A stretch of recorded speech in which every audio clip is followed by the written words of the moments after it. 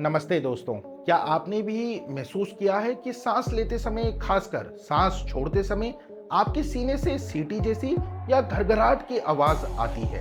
यह आवाज, जिसे हम वीजिंग या सांस की घरघराहट कहते हैं, काफी परेशान करने वाली हो सकती है और अक्सर सूखी खांसी या सीने में बलगम की खरखराहट के साथ होती है। आज इस वीडियो में हम विस्तार से जानेंगे कि यह वीजिंग आखिर है क्या, इसके क्या कारण हो सकते हैं और सबसे महत्वपूर्ण, कैसे होम्योपैथी बिना किसी दुष्प्रभाव के सुरक्षित और प्राकृतिक तरीके से इस तकलीफ से आपको राहत दिला सकती है। मैं आपको कुछ खास ऐसी होम्योपैथिक दवाओं के बारे में बताऊंगा जो वीजिंग के विभिन्न प्रकार में बहुत असरदार मानी जाती है। तो इस वीडियो को अंत तक ध्यान से देखिएगा। वीजिंग दरअसल एक खास तरह की ऊंची सीटी जैसी आवाज है जो सांस लेने के दौरान हमारे श्वसन मार्ग रेस्पिरेटरी एयरवेज में उत्पन्न होती है। यह आवाज तब पैदा होती है जब हमारे श्वसन तंत्र की किसी हिस्से में संकुचन, नैरोइंग या रुकावट, ऑब्स्ट्रक्शन आ जाती है। यह आवाज ज्यादातर सांस बाहर छोड़ते समय एक्सपायरेशन सुनाई देती है, लेकिन कभी-कभी सांस अंदर लेते समय इंस्पायरेशन भी हो सकती है। वीजिंग अपने आप में कोई बीमारी नहीं, बल्कि यह अस्थमा, एक्यूट ब्रोंकाइटिस, सीओपीडी जैसे श्वसन संबंधित बीमारियों का एक प्रमुख लक्षण है। यह वायुमार्ग में सूजन या बलगम जमा होने के कारण हो सकता है। अस्थमा के मरीजों में अक्सर वीजिंग के साथ सांस लेने में बहुत ज्यादा कठिनाई, डिस्पनिया भी देखी जाती है। जब सांस संबंधित तकलीफों की बात आती है तो हम एक ऐसा उपचार चाहते हैं जो कोमल, सुरक्षित और प्रभावी हो। होम्योपैथी इन सभी पैमानों पर खरी उतरती है। होम्योपैथिक दवाइयाँ प्राकृतिक पदार्थों से बनी होती हैं और इनके कोई हानिकारक साइड इफेक्ट्स नहीं होते। ये बीमारी को दबाने के बजाय शरीर की अपनी रोग प्रतिरोधक क्षमता, डिजीज फाइटिंग मैकेनिज्म को उत्तेजित करती हैं। जब शरीर की आंतरिक उपचार प्रणाली मजबूत होती है तो बीमारी जड़ से खत्म होने लगती है।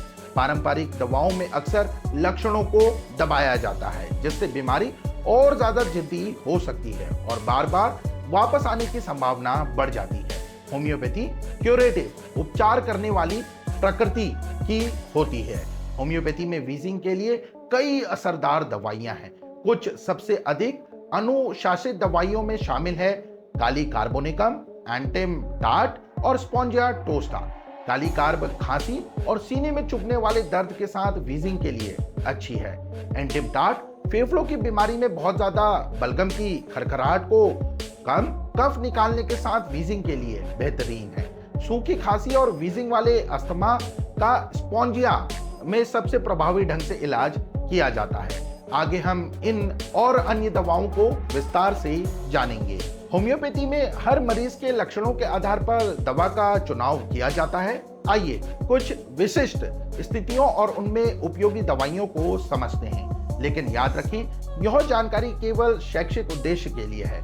कोई भी दवा लेने से पहले एक योग्य होम्योपैथिक चिकित्सक से सलाह लेना अनिवार्य है। नंबर 1, अस्थमा के साथ वीजिंग, लोबेलिया इन्फ्लाटा।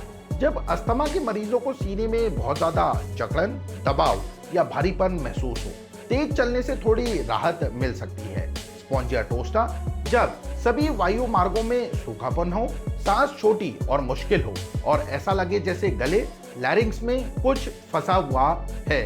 नंबर 2, बच्चों में वीजिंग, नाइट्रम सल्फरिकम। जब बच्चों में नम मौसम वाला अस्थमा हो, सीने में खरखराहट हो, खासकर सुबह 4-5 बजे के आसपास। संबुकस नाइग्रा, जब बच्चा अस्थमा के कारण अचानक दम घुटने से जाग जाए और बैठ जाए, जब बच्चा सांस बाहर ना छोड़ पाए और सीने में सीटी जैसी आवाज के साथ उसका रंग नीला पड़ना लगे। नंबर 3, बलगम की खरखराहट के साथ वीजिंग, एंटीमोनियम टार्ट्रेकम। जब सीने में बलगम की बहुत ज्यादा खरखराहट हो लेकिन कफ बहुत कम निकले, सांस की नलियों में बलगम भरा होता है जिससे सांस छोड़ते समय सीटी जैसी आवाज आती है। ब्रोमियम, जब वीजिंग वाली खांसी के साथ आवाज बैठना, हॉर्सनेस और गले में बलगम की खरखराहट हो, सांस अंदर लेते समय छाती की हड्डी, स्टर्नम के पीछे ठंडापन और जलन महसूस हो। सेनेगा, जब सीने में बलगम की खरखराहट हो, छाती बहुत संकरी महसूस हो और खांसी अक्सर छींक में समाप्त हो। नंबर 4, आधी रात के बाद वीजिंग, आर्सेनिकम एल्बम।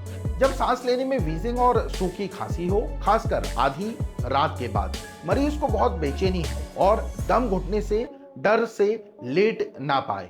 सम्बुकस नाइग्रा, जब लगभग आधी रात को दम घुटने वाली खांसी, सांस लेने में कठिनाई और वीजिंग हो। नंबर 5, सूखी खांसी के साथ वीजिंग, स्पॉन्जिया टोस्टा। जब सीने में सीटी की आवाज के साथ आवाज बैठना और सूखी खांसी हो, सभी वायु मार्गों में अत्यधिक सूखापन और गले में जकड़न महसूस हो। ब्रोमियम, जब सूखी खांसी, आवाज बैठना, छाती की हड्डी के पीछे जलन और घरघराहट वाली सांस हो। नंबर 6, सांस फूलने के साथ वीजिंग, काली कार्बोनिकम। जब सांस फूलने के साथ वीजिंग हो और आगे झुकने से आराम मिले, मरीज को सीने में चुभन वाला दर्द, सूखी खांसी और जकड़न की शिकायत हो।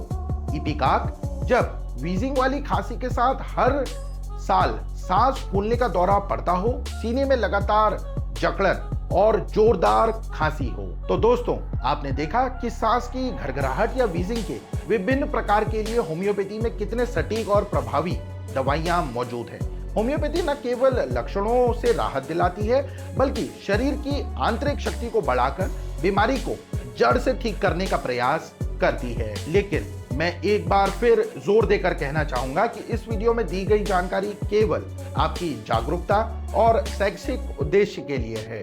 किसी भी होम्योपैथिक दवा का सेवन करने से पहले एक अनुभवी और योग्य होम्योपैथिक चिकित्सक से परामर्श करना अत्यंत आवश्यक है।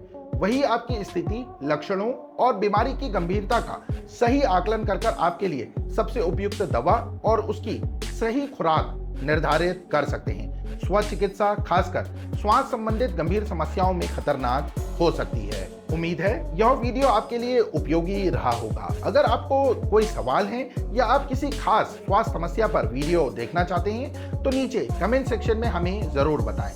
इस वीडियो को लाइक करें और उनके साथ शेयर करें जिन्हें सांस की घरघराहट की समस्या है। हमारे चैनल को सब्सक्राइब करना ना भूलें ताकि आप स्वास्थ्य जुड़े ऐसी ही महत्वपूर्ण वीडियो देख सकें। अपना और अपने परिवार का ख्याल रखें, स्वस्थ रहें। जल्दी मिलते हैं एक नए वीडियो के साथ। धन्यवाद।